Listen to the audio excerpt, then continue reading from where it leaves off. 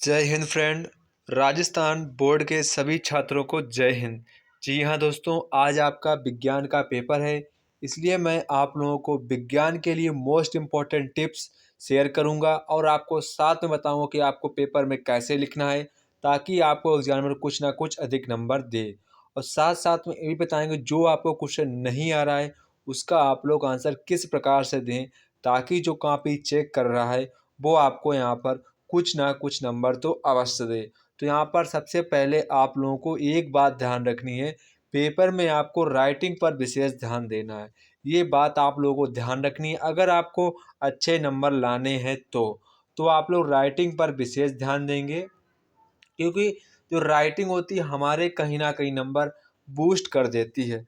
जो copy check करता है उसको लगता है कि जो लिखने वाला है वो विद्यार्थी काफ़ी पढ़ने में अच्छा होगा, क्योंकि जो आपकी कॉपी है वो आपको वहाँ पर टीचर के सामने रिप्रेजेंट करती है। तो यहाँ पर आप लोग उसको अच्छे प्रकार से कॉपी में लिखेंगे ताकि जो कॉपी चेक कर रहा है उसको यहाँ पर साफ साफ हर चीज़ समझ में आनी चाहिए, बच्चे ने क्या लिखा है क्या नहीं लिखा है। इसीलिए मैं कहता हूँ बार बार कि राइटिंग पर फोकस करें, ठीक है। राइटिंग आपको बेहद अच्छी लिखनी है, मतलब कि आप यहाँ पर 90% तो यहाँ पर आप अच्छी राइटिंग लिखिए। अगर 100 नहीं लिख सकते हैं तो यहाँ पर आप 90% तो लिखिए। ठीक है, तो अगर आप हमारी वीडियो पर नए हैं तो वीडियो को लाइक सब्सक्राइब शेयर अवश्य कर दें। आप लोग वीडियो देखते तो हैं मगर आप सब्सक्राइब नहीं करते हैं, प्लीज़ सब्सक्राइब कर दिया करें। जो आपके नेक्स्ट पेपर होंगे हम आप लोगों को जल्द से जल्द उसके क्वेश्चन पेपर और रियल मॉडल पेपर आपको अपलोड कर देते हैं। तो यहाँ पर सबसे पहले आप लोगों के लिए यहाँ पर मोस्ट इम्पॉर्टेंट जो बात है कि आप लोगों को ना एमसीक्यू पर विशेष ध्यान देने, ठीक है। आपका कोई भी एमसीक्यू गलत नहीं जाना चाहिए। ये आपको यहाँ पर 100% बात को ध्यान रखना है कि आपका कोई भी एमसीक्यू गलत नहीं जाना चाहिए।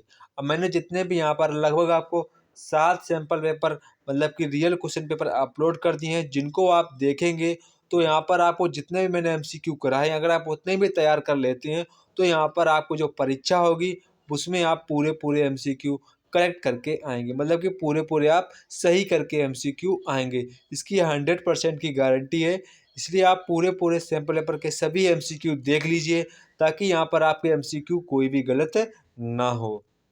तो यहाँ पर आप लोग अपने पेपर में एमसीक्यू पूरे सही करके आएंगे। तो यहाँ पर जैसे कि हमारा जो पहला प्रश्न है कि यहाँ पर कह रहा है सोडियम धातु अत्यधिक क्रियाशील है, इसका वायु के संपर्क तोड़ने के लिए इसे द्रव में रखते हैं। यहाँ पर उसको द्रव में क्यों रखते हैं? क्योंकि जो हमारी सोडियम धातु होती है वो काफ़ी क्रियाशील धातु होती है। इसी कारण वहाँ पर वो अगर वो खुले में रहती है तो वह वायु से क्रिया कर लेती है, सोडियम ऑक्साइड बना देती है। इसलिए सोडियम वायु के साथ ऑक्सीजन ना कर पाए इसलिए हम उसको किस में रखते हैं? मिट्टी के तेल में उसको हम लोग रख देते हैं। कहाँ पर रखते हैं? मिट्टी के तेल में रखते हैं। तो यानी कहाँ पर रखते हैं? केरोसिन में। इसके बाद यहाँ पर क्वेश्चन नंबर 2 कह रहा है नर व मादा युग्मक के संयोजन से द्विगणित युग्मज का निर्माण होता है, यह क्रिया कहलाती है। तो यहाँ पर जब आपका कोई नर और कोई जब मादा आपस में क्रिया करते हैं तो वहाँ पर उस क्रिया को हम लोग क्या कहते हैं? उस क्रिया को हम लोग क्या कहते हैं? निषेचन कहते हैं। क्या कहते हैं? निषेचन कहते हैं। इस क्रिया को क्या कहते हैं? निषेचन कहते हैं। इसके बाद यहाँ पर हमारा क्वेश्चन नंबर 3 है जो कि काफ़ी इंपॉर्टेंट क्वेश्चन है, इसको आप लोग ध्यान रखेंगे। Is a very important question. तो यहाँ पर इसका आंसर क्या है? विश्व एड्स दिवस कब बनाया जाता है? तो कब बनाया जाता है? 1 दिसंबर को बनाया जाता है। इसका आंसर आप लोग ध्यान रखेंगे, ये आपकी परीक्षा के लिए काफ़ी इंपॉर्टेंट क्वेश्चन है। इसके बाद यहाँ पर कह रहा है ध्वनि की सर्वाधिक चाल किस माध्यम में होती है? ध्वनि की सर्वाधिक चाल हमारी किस माध्यम में होती है? ठोस माध्यम में होती है। किस में होती है? ठोस माध्यम में होती है। किस माध्यम में? ठोस माध्यम में होती है। इसके बाद यहाँ पर क्वेश्चन नंबर 5 कह रहा है कि आँख में गिरे चुंबकीय पदार्थ के छोटे टुकड़ों को बाहर निकालने निम्नलिखित में से आप किसका प्रयोग करें? जैसे कि आपकी आँख है, या आपकी क्या है? आँख है, उसमें आपका कोई अगर चुंबकीय टुकड़ा चला गया है तो आप लोग इसको किसके माध्यम से निकालना चाहेंगे। देखो आप लोग यहाँ पर कुंडली का तो प्रयोग करेंगे नहीं, कुंडली ऐसी ऐसी होती है उसमें विद्युत धारा प्रवाहित करो तब वो कुंडली बनती है, फ्यूज का भी नहीं, विद्युत सेल का भी नहीं। कोई चुम्बक का पदार्थ गया तो चुम्बक का ही कोई आपको पदार्थ लेना चाहिए ताकि उसको वो आकर, जैसे कि ये चुम्बक है इसके हम पास ले जाएंगे तो ये इसको आकर्षित कर लेगा, ये इसको अपनी ओर खींच लेगा और चुम्बक का जो छोटा सा टुकड़ा है वो आँख से बाहर आ जाएगा। तो इसका सही जवाब क्या होगा हमारा, वैद्युत चुम्बक। क्या हो जाएगा, वैद्युत चुम्बक यहाँ पर हमारा इसका सही जवाब हो जाएगा। इसके बाद यहाँ पर हमारा क्वेश्चन नंबर 6 कह रहा है रेफ्रिजरेटरों व एयर कंडीशनरों में किस वायु प्रदूषक का प्रयोग किया जाता है। जैसे कि आपके घर पर एसी है, यहाँ पर फ्रिज है, तो उसमें किस वायु प्रदूषक का प्रयोग किया जाता है। तो क्या कहते हैं उसको, हम लोग कहते हैं शॉर्ट फॉर्म में हम लोग उसको सीएफसी के नाम से जानते हैं, क्लोरोफ्लोरोकार्बन। अगर आपके बोर्ड परीक्षा में क्वेश्चन आ जाए कि सीएफसी का पूरा नाम लिखिए तो आप क्या लिखेंगे, क्लोरोफ्लोरोकार्बन। ये बात आप लोग ध्यान रखेंगे, क्लोरोफ्लोरोकार्बन आपका इसका पूरा नाम लिख देंगे। इसके बाद यहाँ पर कह रहा है ऋतुओं के आधार पर फसल कितने प्रकार की होती हैं। तो यहाँ पर आप लोग क्या लिखेंगे, सबसे पहले आपको यहाँ पर लिखना होगा ऋतुओं के आधार पर फसल के प्रकार। तो आप लोग लिख देंगे ऋतुओं के आधार पर फसल 3 प्रकार की होती हैं जिनके नाम इस प्रकार हैं। नंबर फर्स्ट आप लिख देंगे रबी फसल, नंबर सेकेंड लिख देंगे खरीफ की फसल, नंबर 3 लिख देंगे जायद की फसलें। तो यहाँ पर आप 3 प्रकार की फसलें लिख सकते हैं, रबी फसलें, खरीफ फसलें, जायद फसलें। इसके बाद यहाँ पर हमारा क्वेश्चन नंबर 8 है जो कि काफ़ी इम्पोर्टेंट भी है और काफ़ी इजी भी है, तो आप इसको तैयार कर लीजिए। तो यहाँ पर हमारा पहला क्वेश्चन कह रहा है सिंचाई के पारंपरिक स्रोतों के आपको कोई 4 एग्जाम्पल लिखने हैं। तो यहाँ पर पूछ रहा है कि पुराने ज़माने में हमारे जो दादा परदादा थे वो किस विधि के द्वारा सिंचाई अपने खेतों में सिंचाई किया करते थे। तो यहाँ पर सबसे हमारा इम्पोर्टेंट क्या, कुएँ से सिंचाई होती थी, तालाबों के माध्यम से हमारे बाबा लोग सिंचाई करते थे। इसके बाद यहाँ पर जलाशयों के माध्यम से सिंचाई होती थी और हमारे पंप सेट के माध्यम से सिंचाई की जाती थी। तो यहाँ पर आपको 4 स्रोत मैंने बता दिए हैं, कुएँ, तालाब, जलाशय, पंप सेट के माध्यम से 4 माध्यमों से आप लोग यहाँ पर सिंचाई की जाती थी। इसके बाद यहाँ पर क्वेश्चन नंबर 9 कह रहा है धातुएं और अधातु में आपको कोई 2 अंतर लिखने हैं। तो यहाँ पर लिखेंगे, यहाँ पर आप लिखेंगे धातुओं में ध्वनि उत्पन्न की जा सकती है। इसके बाद लिखेंगे अधातुओं में ध्वनि उत्पन्न नहीं की जा सकती है। ये आप यहाँ पर ऐसे नॉर्मली रीजन लिख सकते हैं। इसके बाद आप लिखेंगे धातुएं तन्य होती हैं, यहाँ पर लिखेंगे अधातुएं तन्य नहीं होती हैं। आप लिखेंगे धातुओं में चमक होती है, अधातुओं में चमक नहीं होती है। इसके बाद आप लिखेंगे यहाँ पर इसके बाद यहाँ पर लिखेंगे धातुएं धातुएं आघातवर्तनीय होती हैं और अधातुएं आघातवर्तनीय नहीं होती हैं। तो यहाँ पर आप ऐसे काफ़ी एग्जाम्पल लिख सकते हैं जो यहाँ पर बाद में आप इससे एग्जाम्पल लिख देंगे, धातुओं के नाम इधर लिख देंगे, इधर चाहे तो आप अधातुओं के नाम लिख देंगे। तो ये आपके यहाँ पर बेसिकली रीजन हो जाएंगे 2 से ज़्यादा। तो यहाँ पर ऐसे आप इसको कर सकते हैं, ऐसे ही आपको यहाँ पर लिखना होगा तो यहाँ पर आपको कोई भी नंबर नहीं काटेगा। इसके बाद यहाँ पर हमारा क्वेश्चन नंबर है क्वेश्चन नंबर 10 वनोन्मूलन के कोई 2 कारण, मतलब कि वनोन्मूलन का कारण है वनों का लगातार घटना। तो यहाँ पर वनों के लगातार घटने के आपको 2 कारण लिखने हैं। तो यहाँ पर हमारा सबसे पहला कारण क्या हो जाएगा, जनसंख्या में वृद्धि। क्या हो जाएगा, जनसंख्या में वृद्धि हमारा इसका मेन कारण हो जाएगा। इसके बाद यहाँ पर आप लोग लिख सकते हैं वर्षा की कमी होना। क्या लिख सकते हैं, वर्षा की कमी होना भी हमारा किसका रीजन हो सकता है। इसके बाद यहाँ पर आप लिखेंगे, इसके बाद यहाँ पर आप लोग ये भी रीजन लिख सकते हैं कि आप लोगों का जो लगातार यहाँ पर रासायनिक पदार्थों का उपयोग होना और यहाँ पर मिट्टी का भी कटाव होना। तो ऐसे काफ़ी रीजन है जो यहाँ पर वनोन्मूलन के कारण बन सकते हैं। इसके बाद यहाँ पर हमारा क्वेश्चन नंबर 11 कह रहा है कपड़ों की कतरनों तथा पुराने ऊनी धागों से बनने वाली एक उपयोगी वस्तु का चित्र बनाइए। तो ये जो क्वेश्चन है काफ़ी यहाँ पर, ये क्वेश्चन लगभग आपकी परीक्षा में यहाँ पर लगभग 3 बार पूछा जा चुका है, तो आप लोग इसको अच्छे प्रकार से तैयार कर लीजिए। इसके बाद यहाँ पर कह रहा है प्लास्टिक के कोई 4 अनुप्रयोग लिखिए, मतलब कि आपको प्लास्टिक के कोई 4 उपयोग बताने हैं। तो पहला हमारा उपयोग हो जाएगा पॉलीथीन बनाने में, क्या हो जाएगा, पॉलीथीन बनाने में।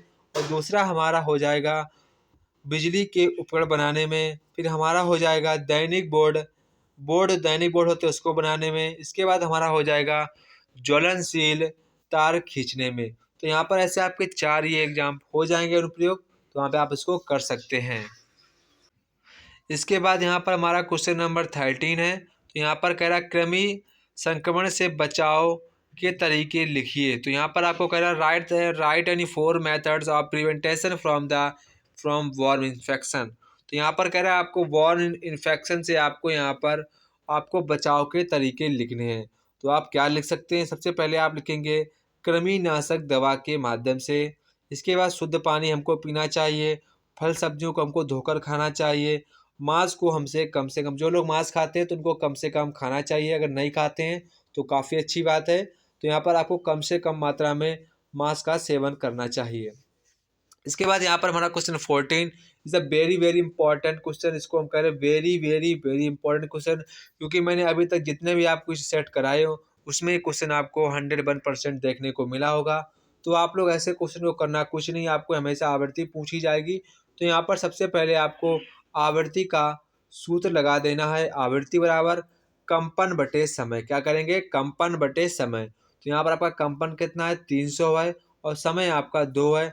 इसको आप काट देंगे तो यहाँ पर आपका 150 हर्टेज की आवृत्ति आ जाएगी। तो ये क्वेश्चन आपके लिए काफ़ी इंपॉर्टेंट है। सिर्फ आपको सूत्र याद रखना है, कंपन बटे समय। ये आपका ऐसे लग जाएगा और यहाँ आपको फाइनली आपको फ्री में 4 नंबर मिल जाएंगे। इसके बाद यहाँ पर हमारा क्वेश्चन नंबर 15 है। तो क्वेश्चन 15 यहाँ पर कह रहा है निम्नलिखित में से गतिज व स्थिर ऊर्जा के उदाहरण छाटिए। तो यहाँ पर कह रहा है पोटेंशियल एनर्जी और हमारी जो काइनेटिक एनर्जी की आपको यहाँ पर एग्जांपल्स को फाइंड आउट करना है। तो पवन चक्की हमारी कौन सी एनर्जी है, काइनेटिक एनर्जी है। और तीर कमान हमारी कौन सी एनर्जी है, यहाँ पर काइनेटिक एनर्जी है। गुलेल हमारा कौन सा हो जाएगा, काइनेटिक एनर्जी हो जाएगा। और बहता हुआ जल हमारा पोटेंशियल एनर्जी हो जाएगा, मतलब कि स्थितिज ऊर्जा हो जाएगी। तो यहाँ पर हमारे काइनेटिक एनर्जी के सोर्स हैं, और यहाँ पर हमारा 1 यहाँ पर हमारा पोटेंशियल एनर्जी का सोर्स है। इसके बाद यहाँ पर आपको क्वेश्चन नंबर 16 में आपको यहाँ पर निम्नलिखित संचार के साधनों पर आपको उपयोग लिखना है। रेडियो का आपको उपयोग लिखना होगा, टेलीफोन का उपयोग लिखना होगा, टेलीविजन का लिखना। फैक्स, आप लोग फैक्स जानते नहीं, फैक्स क्या होता है। फैक्स इस प्रकार की प्रिंटिंग मशीन होती है जिसके माध्यम से रंगीन प्रिंटिंग की जाती है, किसके माध्यम से, रंगीन प्रिंटिंग की जाती है, तो उसको हम लोग फैक्स कहते हैं। इसके बाद यहाँ पर हमारा क्वेश्चन नंबर 17 है। तो क्वेश्चन 17 यहाँ पर कह रहा है विद्युत परिपथ में फ्यूज तार क्यों प्रयोग करते हैं। तो विद्युत तार में फ्यूज का प्रयोग हम इसलिए करते हैं, कभी कभार हमारे घरों में अचानक हाई मात्रा में वोल्टेज आ जाता है। तो यहाँ पर जो विद्युत होता है वो लो वोल्टेज का होता है, तो उतने वो हाई वोल्टेज को यहाँ पर फ्यूज कर देता है, अपने तार को फ्यूज कर देता है, तोड़ देता है, जिसके कारण हमारे घर में जो अन्य प्रकार के उपकरण लगे होते हैं उनको ये सेव कर देता है। जैसे कि यहाँ पर आपका ये आपका यहाँ पर घर का मेन बोर्ड है, और आपने यहाँ पर फ्यूज लगा रखा है। यहाँ पर आप घर के जो यहाँ पर आप बाहर से खंभे से आपकी बिजली आई है, फिर आपने यहाँ पर फ्यूज लगाया, ये आपका फ्यूज लगा है। ये आपके घर के सभी अन्य उपकरण यहाँ पर लगे हैं, बिजली, कूलर, जो कुछ आपका घर में लगा है। जैसे कि अचानक आपके घर पे हाई वोल्टेज की धारा आई और यहाँ पर होते हुए आपके घर में आए, तो हाई वोल्टेज ये लो वोल्टेज का होता है। इसका एक फिक्स वोल्टेज यहाँ पर होता है। अगर यहाँ पर हाई वोल्टेज आएगा तो ये फूक जाएगा, मतलब कि ये फ्यूज हो जाएगा, जिससे कारण यहाँ पर हमारे अन्य जो घर के जो उपकरण हैं वो हमारे सेफ रहते हैं। तो इसी कारण हम लोग अपने घर में फ्यूज तार का प्रयोग करते हैं। इसके बाद यहाँ पर क्वेश्चन नंबर 18 कह रहा है तड़ी झंझावत से बचने के आपको कोई 4 उपाय लिखने हैं। तो इस क्वेश्चन को आप लोग तैयार कर लीजिए। ये आपके क्वेश्चन में लगा, मैंने जितने 7 क्वेश्चन पेपर कराए हैं उसमें आपको ये क्वेश्चन 6 बार रिपीट हो चुका है, तो आप लोग इसको अच्छे प्रकार से तैयार कर लीजिए। इसके बाद यहाँ पर हमारा क्वेश्चन नंबर 19 है। तो क्वेश्चन नंबर 19 कह रहा है वाहनों में संपीड़ित प्राकृतिक गैस का उपयोग करना चाहिए। ऐसे ही कोई 4 वायु प्रदूषक नियंत्रण के आपको उपयोग बताइए। तो यहाँ पर हमारे देश में एलपीजी से भी गैस सिलेंडर चलते हैं और सीएनजी से भी चलते हैं। तो यहाँ पर आपको कोई 4 वायु नियंत्रण उपाय बताने हैं, जिसके माध्यम से हमारे जो वाहन से वायु प्रदूषण कम से कम मात्रा में उत्पन्न हो। तो आपको यहाँ पर कोई 4 उपयोग ही बताने हैं। तो आप लोग मुझे कमेंट बॉक्स में सीएनजी का फुल फॉर्म कमेंट करके बताएँगे। मैं आपको सीएनजी का फुल फॉर्म पहले सैंपल पेपर में बता चुका हूँ, तो आप लोग यहाँ पर सीएनजी और एलपीजी का यहाँ पर आप लोगों को फुल फॉर्म कमेंट बॉक्स में कमेंट करके बताना है। इसके बाद यहाँ पर हमारा क्वेश्चन नंबर 20 है। तो क्वेश्चन नंबर 20 यहाँ पर कह रहा है, स्वच्छ भारत मिशन, स्वच्छ भारत अभियान का अर्थ समझाइए। हमें सड़क सुरक्षा नियमों का पालन क्यों करना चाहिए? कोई 2 कारण लिखिए। क्योंकि हमें लोगों को सड़क सुरक्षा का पालन क्यों क्यों करना चाहिए? हम भी सुरक्षित रहें और दूसरा भी सुरक्षित रहे। पहला कारण तो ये। दूसरा कारण ये, कम से कम दुर्घटनाएं घटित होंगी। यहाँ पर लापरवाही नहीं करनी चाहिए, रोड पर चलने का हमें ध्यानपूर्वक चलना चाहिए। इसके बाद स्वच्छ भारत अभियान तो सब लोग जानते हैं, इस पर सब बच्चे अच्छे प्रकार से लिख लेंगे। इसके बाद यहाँ पर हमारा क्वेश्चन नंबर 21 है। तो क्वेश्चन नंबर 21 यहाँ पर कह रहा है, सोनू का शरीर कमजोर व चेहरा सफ़ेद पड़ रहा है, तो उसे कौन सा रोग हो गया है? तो उसे कौन सा रोग हो गया है? एनीमिया रोग हो गया है। मतलब कि अगर कोई का शरीर कमजोर हो रहा है, चेहरा सफ़ेद पड़ रहा है, तो यहाँ पर उसको संकेत है कि उसको खून की कमी हो रही है। किसकी कमी हो रही है? खून की कमी हो रही है। तभी यहाँ पर उसका शरीर वीकनेस है और उसको यहाँ पर जो फेस है वो वाइट कलर का हो जाता है। तो यानी उसको कौन सा रोग हो गया है? यहाँ पर उसको एनीमिया रोग हो गया है। तो यहाँ पर इस रोग से बचाव के लिए आपको क्या खाना चाहिए? तो यहाँ पर सबसे अधिक मात्रा में आपको फल का सेवन करना चाहिए और यहाँ पर आप लोगों को डॉक्टर के माध्यम से आपको कोई सिरप का भी यहाँ पर सेवन कर लेना चाहिए।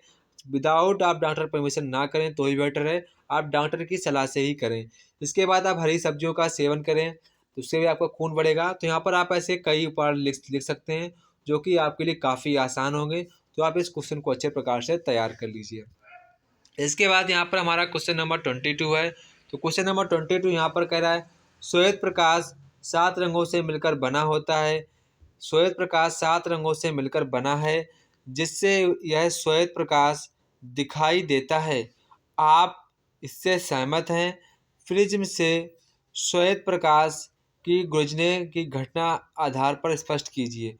तो यहाँ पर आपको प्रिज्म में आपने देखा होगा, तो प्रिज्म में आपको जो घटना घटित होती है यहाँ पर आपको उसका वर्णन करना है। तो यहाँ पर आपको, जैसे कि आपका जो प्रिज्म होता है ना, जो आपका जैसे कि आपका जो प्रिज्म है यहाँ पर, तो इसमें आपको 7 कलर ऐसे डिवाइड हो जाते हैं, जिसमें आपके विबग्योर से सभी कलर आपको यहाँ पर निकल आते हैं। तो आप पूरे विबग्योर याद कर लेंगे। विबग्योर कौन सा है? विब विबग्योर, ये आपका याद करिए। पहला हो जाएगा वायलेट, इंडिगो, यहाँ पर बैगनी हो जाएगा, ग्रीन हो जाएगा, येलो हो जाएगा, ऑरेंज हो जाएगा, यहाँ पर रेड हो जाएगा। तो ये आपके सभी कलर हो जाएंगे जो कि आपके प्रिज्म के माध्यम से निकलते हैं। तो यहाँ पर आप घटना ऐसे चित्र बनाकर स्पष्ट कर सकते हैं। इसके बाद यहाँ पर हमारा क्वेश्चन नंबर है 23। तो यहाँ पर कह रहा है, रुधिर आदान प्रक्रिया में रुधिर दाता रुधिर वर्ग को ग्राही वर्ग से यहाँ पर सही का टिक लगाना है और गलत द्वारा सुमेलित का यहाँ पर रक्त दाब को यहाँ पर आपको बताना। मतलब कि यहाँ पर क्या रुधिर वर्ग ए है, रुधिर वर्ग को एक दे पाएगा या बी को दे पाएगा या ए बी को दे पाएगा, ओ को दे पाएगा। तो यहाँ पर अगर ए को दे पाएगा तो यहाँ पर आप लोग उसका सही का निशान लगाएंगे, अगर नहीं दे पाएगा तो यहाँ पर आप गलत का निशान लगाएंगे। तो यहाँ पर मैंने फिल कर रखा है, आप इसको यहाँ पर देख सकते हैं। इसके बाद यहाँ पर हमारा क्वेश्चन नंबर 24 है।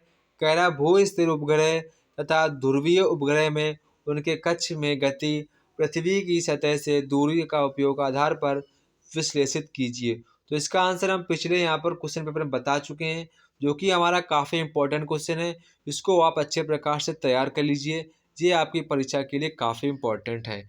जो भी आपको क्वेश्चन ना आ रहा उसको आप यहाँ पर तैयार कर लीजिए। इसके बाद यहाँ पर क्वेश्चन नंबर और में कह रहा है, मानव जीवन के भविष्य को आंतरिक करने वाले संभावित साइबर अपराधों की सूची बनाइए। इसकी सहायता से आप उपाय की रूपरेखा लिखिए। तो ये काफ़ी अच्छा क्वेश्चन है और ये हमारे यहाँ पर अब के समय में के लिए काफ़ी इम्पोर्टेंट है। तो यहाँ पर इसके जो आने की संभावना है यहाँ पर 99% है, तो इसको आप अच्छे प्रकार से तैयार कर लीजिए। इसके बाद यहाँ पर हमारा क्वेश्चन नंबर है 25 क्वेश्चन कह रहा, पर्यावरण रक्षा के लिए विभिन्न स्तरों का चित्र बनाइए और पर्यावरण संरक्षण हेतु भारतीय दृष्टिकोण को वर्णित कीजिए। अथवा मैं कह रहा, कार्बन के क्रिस्टलीय अपर रूप हीरे व ग्रेफाइट की संरचना का चित्र बनाइए। वहाँ पर इसके दो उपयोग लिखिए। तो यहाँ पर आपसे मोस्ट इम्पॉर्टेंट बात है, आप यहाँ पर हीरा और ग्रेफाइट और आँख और कान और यहाँ पर हर्ट, यहाँ पर आप इतने की संरचना तैयार कर लीजिए। मैं 100% दावे के साथ कहता हूँ कि यहाँ पर आपको इतने में से संरचनाएं मिल जाएंगी, क्योंकि यहाँ पर मैंने जितने भी आपको क्वेश्चन पेपर कराए हैं वो यहाँ पर इतने ही संरचनाएं लगातार बार बार पूछ रहे हैं। तो यहाँ पर आप इतनी संरचना तैयार कर लीजिए, 100% गारंटी आपको इतने में से फंस जाएगा। तो जय हिंद दोस्तों, आप पेपर को पूरा देखिए और अपने सभी फ्रेंडों को शेयर भी कीजिए। अगर आपको पेपर का जो आपका पेपर होगा उसकी आंसर की चाहिए तो आप लोग जो अपना पेपर है इस पेपर भेज सकते हैं। आप लोगों को हम आंसर की प्रोवाइड कर देंगे। 95 55 75 66 पर आप लोग यहाँ पर पेपर भेज सकते हैं। आप एक बार नंबर फिर से देख लीजिए।